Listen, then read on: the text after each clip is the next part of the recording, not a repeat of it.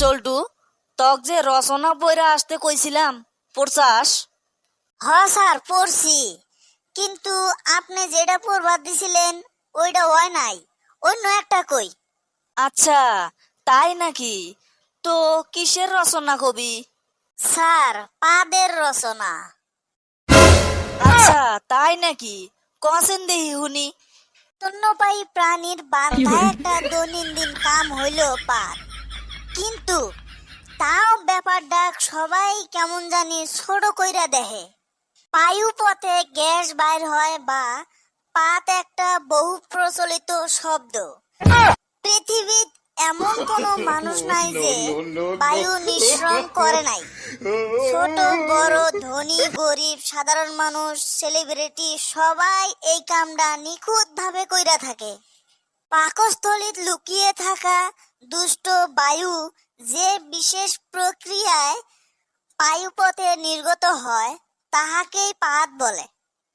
পাত হইছে মানব জাতির জন্য অতি জরুরি একটা পন্থা। আবার বৈজ্ঞানিক পরিভাষায় পাত পরিবেশতন্ত্রর নানা রকম ভেলকিবাস। আমাদের পেটের অভ্যন্তরে যে মিথেন গ্যাস তৈরি হয়, বৈজ্ঞানিক পরিভাষায় তাহাকেই পাত বলে। আচ্ছা চল্টু, পাত কত প্রকার? স্যার পাত বিভিন্ন প্রকারের হয়ে থাকে, সেটা নিয়েই আলোচনা করবো আমরা এখন। পুষ্পাত, অপর নাম জেন্টেলম্যানস পাত। যেই পাত অনেকক্ষণ চিপা রাইয়া ধরে রাখবার না পাওয়ার ফলে ফুস করে বাইর হয়ে যায়, তাহাকেই ফুসপাত বলে। এইবার বম পাত, এইটা আসলে যারা পাত নিয়ে লজ্জিত না তারাই দিয়া থাকে। পেটের ভিতর গ্যাস অনুভব হওয়া মাত্রই সশব্দেই ছাইরা দেয়। গাজর হয় না দেখাই এগেরে সাধারণত গন্ধ হয় না। এবার চড়া পাত, এইটা অনেকক্ষণ পায়খানা আটকা রাখার পরের পাত। এইটা বিলাসিতার বোমার থেকেও ভয়ঙ্করী পাত। এইটা মানুষের ভিড়ের মধ্যে দিয়ে ধরা খাইলেই খুনের মামলার আসামি হয়ে যাওয়ার সম্ভাবনা থাকে। স্যার এইবার চুকা পাত, এইটার অপর নাম টক পাত। এইটা ছাড়লে সাধারণত মানুষের জিহ্বায় টক অনুভব হয়। এইবার স্যার কষা পাত, পায়খানা কষা হলে সাধারণত এই পাত দিয়া থাকে। পায়খানার মতোই কষ্টকর এই পাত। এইটা দেওয়ার ফলে গৃহদ্বার ছিঁড়া যাওয়ার সম্ভাবনা দেখা দেয়। প্রচুর গন্ধ হয়, তবে জলীয় উপাদান কম থাকায় গন্ধ বেশিক্ষণ থাকে না। বাদাম বা কিম পাত, বাদাম বা সিদ্ধ ডিমের কুসুম খাইলে এই পাত হয়। এর গন্ধ সাধারণত বাদাম, ডিম, বিট লবণের মতো হয়ে থাকে। আলাদা করা প্রায় অসম্ভব, অনেকক্ষণ গন্ধ থাকে। বেশ বের হইলে মানুষের পেটে গ্যাস হইলে অনেকেই বুদ্ধি কইরা এইসব খায়, খায়া নিজের পাদের গন্ধ ঢাকার চেষ্টা করে। স্যার এবার ঝোল পাত, ডায়রিয়ার সময় এই পাত হয়ে থাকে। চলাফেরা করার সময় অনেক ঝুঁকিপূর্ণ, যে কোনো সময় হলুদ ঝোলে কাপড় নষ্ট হয়ে যাইতে পারে। এর শব্দ সাধারণত ফের ফের ভের ভের হয়ে থাকে। স্যার এইবার খানদানি পাত, এইটা সাধারণত বংশ পরম্পরায় মানুষ দিয়া থাকে। জিনগত বৈশিষ্ট্যতা এই পাদে গর্ভ মিশানো থাকে।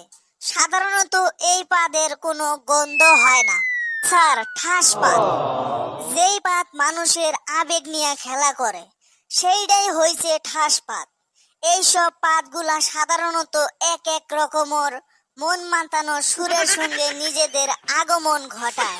সব ডিসিশনের অভিযোগ পাওয়া গেলে এই পাত বেশিরভাগ সময় মানুষে গৃহান্বিত করে।